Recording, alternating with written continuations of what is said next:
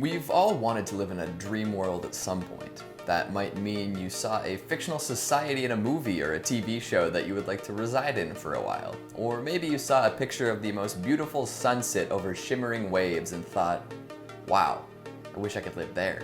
Or maybe you dabbled in lucid dreaming in order to take total control of your unconscious mind and do whatever you wanted during a dream. All fascinating prospects rife with escapist possibility. But what if the dream world you entered was dangerous? What if it was filled with horrible creatures intent on killing you? What if there were sights so awful they could tear your mind apart? Well, that's the kind of dream world that H.P. Lovecraft came up with. Hello, fellow friends and philosophers, and welcome back to the most mind-bending channel on YouTube, Life's Biggest Questions. I'm your voice in the void, Keegan Hughes, and today we're going to be asking a question that has inspired many a horror author. What if the Lovecraftian Dreamlands were real? Before we get started, make sure to give this video a big thumbs up and subscribe for more otherworldly oscillations. Perfect, let's begin. When most folks talk Lovecraft, they're usually referencing the Cthulhu mythos and all of its gods and abominations. A good deal of tales involved in said mythos lean heavily on horror elements, including the irrelevance of humanity in the face of the terrors of the universe and the mind-rending possibilities of the unknown.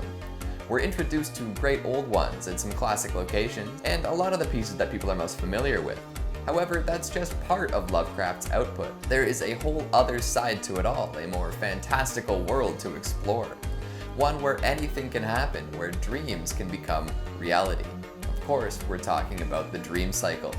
There are a good deal of common elements between the dream cycle and other Lovecraftian work, but they are unique stories. Lovecraft put together the dream cycle over a period of about 15 years, stringing together multiple stories that all deal with a dream realm. This realm is an alternate dimension only accessible to humans through dreams. It's essentially a mirror image of our waking universe with the same planets, stars, and other assorted cosmic geography. However, the similarities end there, as this world is inhabited by many beings that do not exist in our world. Ever heard of a Zoog? What about a Gug? Maybe some ghasts, moon beasts, or cats? Well, I'm sure you've heard of cats. Plenty of famous Lovecraftian locales are introduced in these tales, from the Plateau of Lang to the City of Celephas to the mountains where gods dwell. This might be obvious to some, but I might as well clear this up now. Most of what Lovecraft wrote concerning dreams actually came from his very own sleep-based visions. The man would peer into other worlds often as he slumbered, giving life to the worlds so many now read about. Would you want to have dreams like this? Sure, the creativity they offer is incredible, but you'd also be subjected to horror after nightly horror. Up to you, I suppose. As I mentioned earlier, the dream cycle often focuses on more sci-fi and fantasy elements than other Lovecraft work.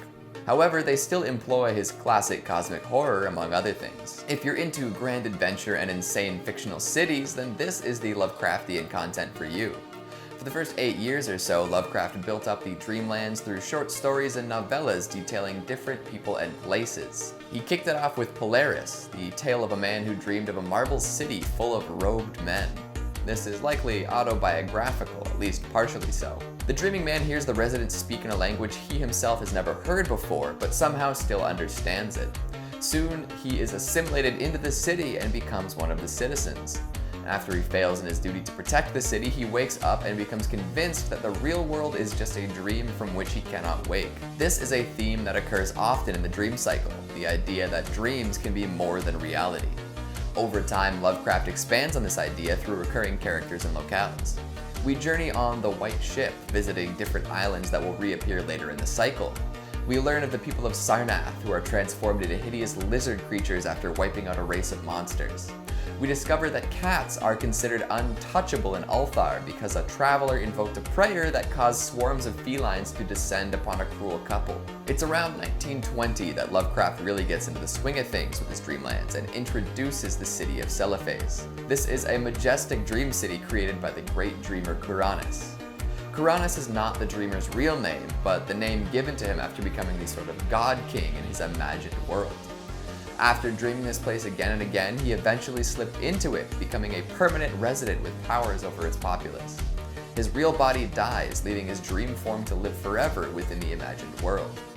This idea is expanded upon in the story Ex Oblivion, where a man keeps dreaming of a locked gate. He wishes deeply that he could discover what is on the other side, and eventually discovers other people's accounts of the world beyond it. Some are beautiful and positive, while others condemn all those who would try to see the horrors beyond.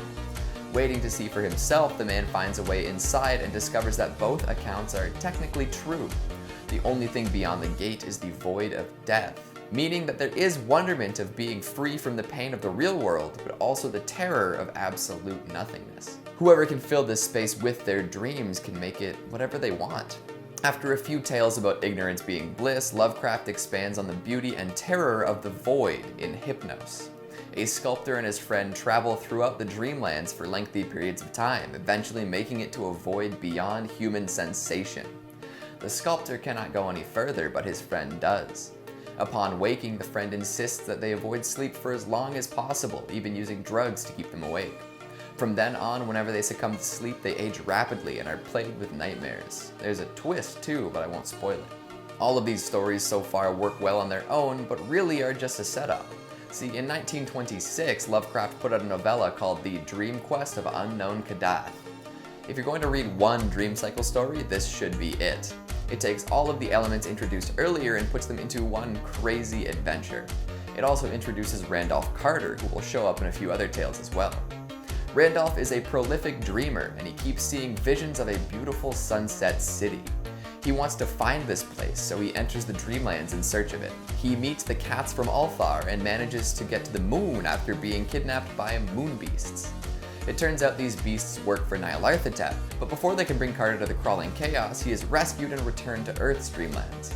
From there, he runs into ghouls, gugs, ghasts, and night gaunts before meeting up with Kuranes from the Story of Celephas. Kuranes tries to convince him to end his quest, but Carter continues on. At the climax of his journey, he meets a priest that turns out to be Nyarlathotep himself. The crawling chaos tells Carter that the gods have seen the city in his dreams and opted to live there instead of Kadath. Carter is then sent away on a Shantak bird and realizes that Nyarlathotep is sending him to the court of Azathoth. Remembering that he is still within a dream, he jumps off the bird and thinks of his home in New England. Upon waking up, he realizes that he is in his dream world Sunset City. It's Boston. How nice. Carter shows up in a couple other stories down the line, like The Silver Key, in which he loses his ability to access the dream world after being exposed to too many practical ideas, and then again in Through the Gates of the Silver Key, where he meets Yog-Sothoth and discovers that he is a facet of a much greater being. There are a few tales that I skipped over, but that sort of gives you the general gist of the Dreamlands. Now, we all understand what the Dreamlands are, so we can move on to the real question. What if they were real? If this were the case, a select few dreamers would have access to worlds of untold fantasy. The Kuraneses and Randolph Carters of the world would have a blast discovering all there is to discover in a world of their own invention. If you were a high-caliber dreamer, you could potentially dream up a magical city full of fascinating creatures. You could learn dream languages and fly on the backs of night gaunts. You could go on quests fraught with danger and meet gods atop mountains. It would all be exhilarating, if not totally dangerous.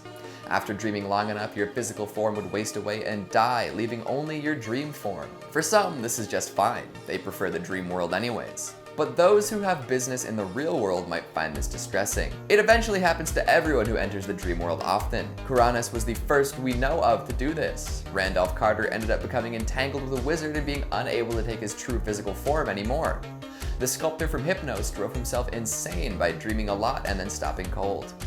Unfortunately, a lot of people have fried their imaginations, leaving them unable to dream themselves into another reality.